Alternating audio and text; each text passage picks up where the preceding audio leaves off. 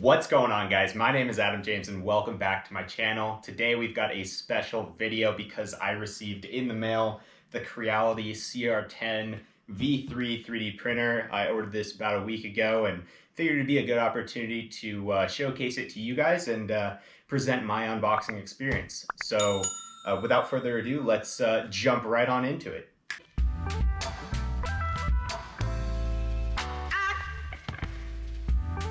The reason I ordered this was first off because I'd like a larger build area than my current 3D printer, which is a Ultimaker 3.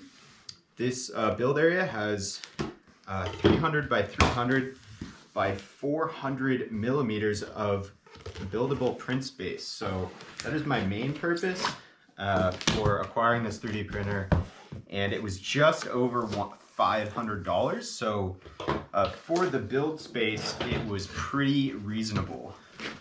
So we've got this foam packaging on top here. All right, and right off the bat, we've got our heated bed with a 3D printer user manual on the top. We will probably take a look at that later. And then we've got an invitation by the next customer of Creality Cloud. Take a look at that later. A little QR code and an after sales service card. So that's great. We've got more foam padding here, and then the build plate is connected to these extruded components. And there's no wire attached to anything else, so this looks pretty good. I would like to see what the build plate looks like, at least the quality right off the bat. This is really secure on there, so that is good news during shipping. Nothing's gonna move, so let's...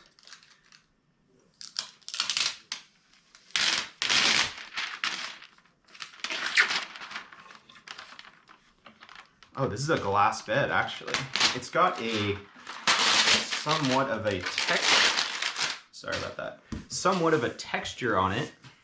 If you guys can see, it's not completely glass, but I'm assuming you could actually flip this over and use just this glass textured panel to print if you wanted more of a glossy finish, and then maybe this one if you wanted your print to blend in to the surfaces of your 3D print. So let's put this down. Man, that's such an awesome build plate. I mean, just the size alone. Okay. Put this down. Got some more foam padding here. More foam padding, and then they give you this teaser roll of filament. Actually, it's not that small. It's 200 grams, so you could certainly get a smaller print off with this if you really needed to, but highly recommend ordering, you know, a kilogram or two of prints, or excuse me, of filament to get you started. And then we've got a cardboard box, which I'm assuming has the tools you need to assemble this. We've got a small screwdriver, a couple of Allen wrenches, and some zip ties. Let's open this and just explore what all we've got in here.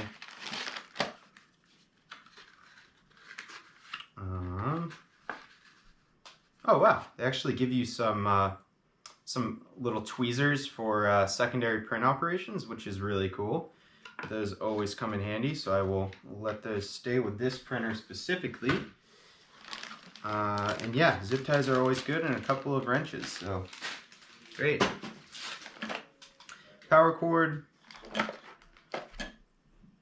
This looks like the feeder. We've got a USB drive, like, converter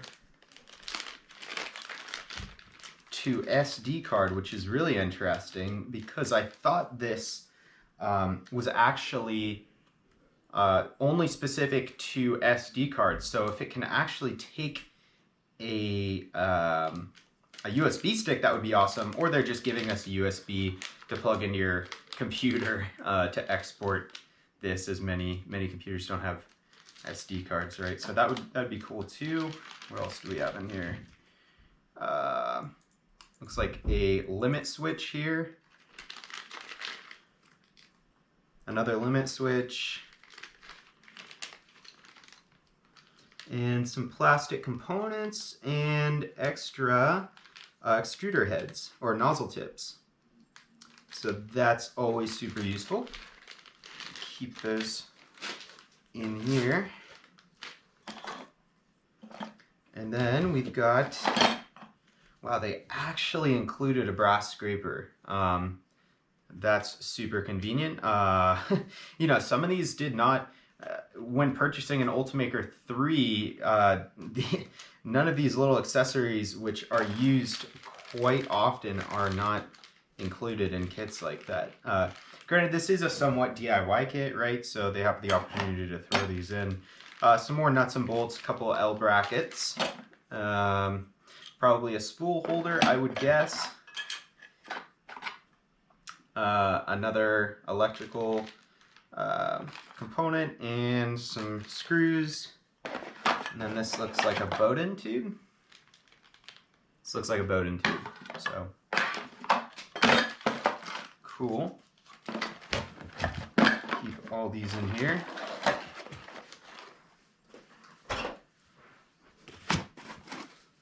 More foam.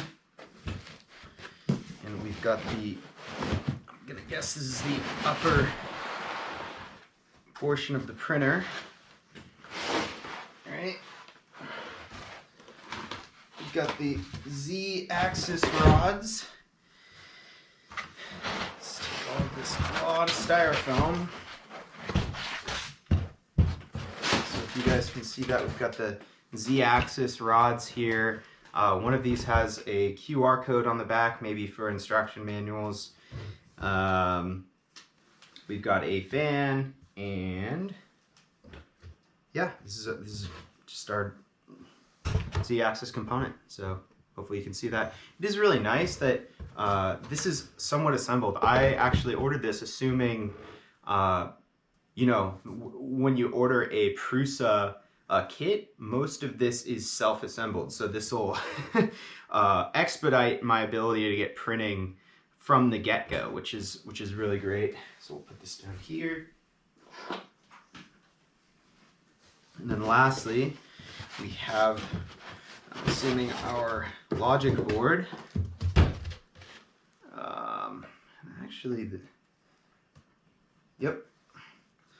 So we've got our interface screen here, self-turning knob, or manual knob, and then our wires that connect directly to the printer itself. That is all that is in the box. And then inside one of these foam components, you will find these extruded stabilization rods, essentially. There's nothing else in here.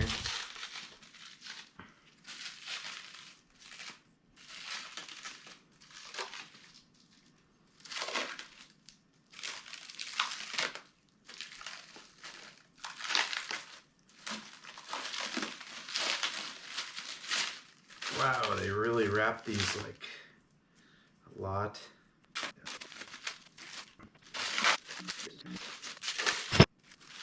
It is more.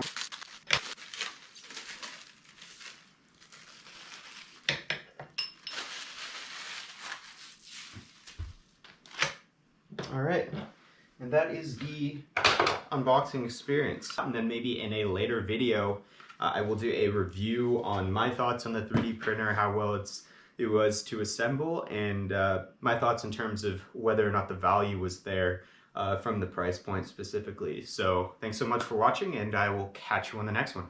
See ya.